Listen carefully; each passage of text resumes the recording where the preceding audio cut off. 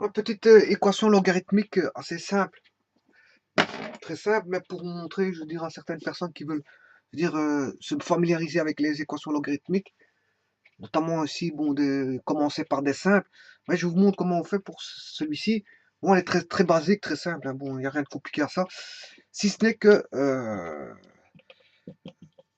il faut rendre tout logarithme népérien. Ln signifie logarithme népérien, c'est-à-dire c'est un logarithme en base e de x qu'on appelle bien sûr ln de x, hein. Voilà, ce qu'on appelle logarithme népérien. C'est un logarithme spécial. La base, c'est juste voilà, le nombre de népères, E qui est 2,71, 18,28. Bon, n'allez pas retrouver une période là-dessus parce qu'il n'y en a pas, parce que c'est un nombre irrationnel. Je l'ai déjà dit plusieurs fois. Voilà. Alors le 1, il faut transformer le 1 en un nombre contenant un nombre de népères.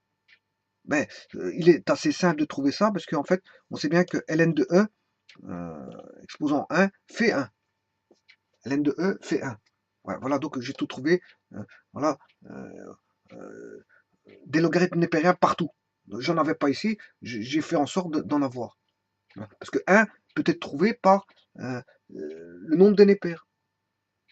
Par rapport à un nombre irrationnel, je vais chercher son logarithme népérien et je le rends, si vous voulez, euh, euh, rationnel de cette manière-là, en le rendant voilà, entier. Et il vaut exactement 1.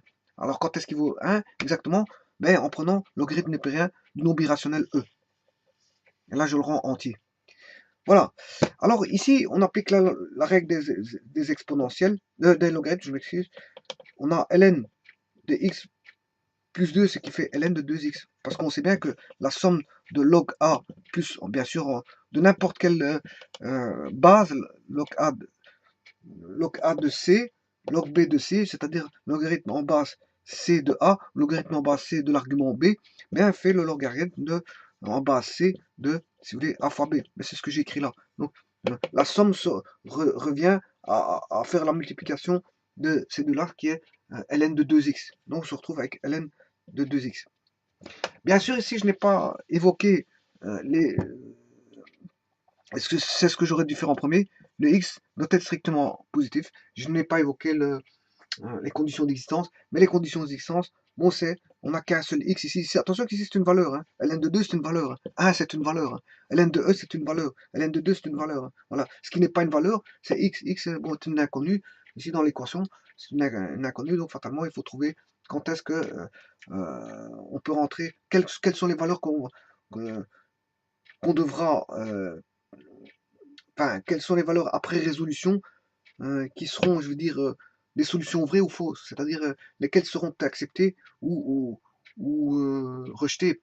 Euh, le cas échéant, bien sûr, s'il y a voilà, des solutions à rejeter ou s'il y a des solutions acceptables. Donc il faudra voir ça par rapport à une condition d'existence qui est strictement positive, puisque le logarithme népérien, hein, je veux dire, est défini pour des x strictement positifs. Voilà. Et que ici, la branche ici, l'axe des Y, OY, constitue, si vous voulez, une asymptote verticale. Donc fatalement, la fonction logarithme se rapprocha de l'asymptote par la droite euh, sans jamais l'atteindre. Parce qu'une asymptote, c'est ça.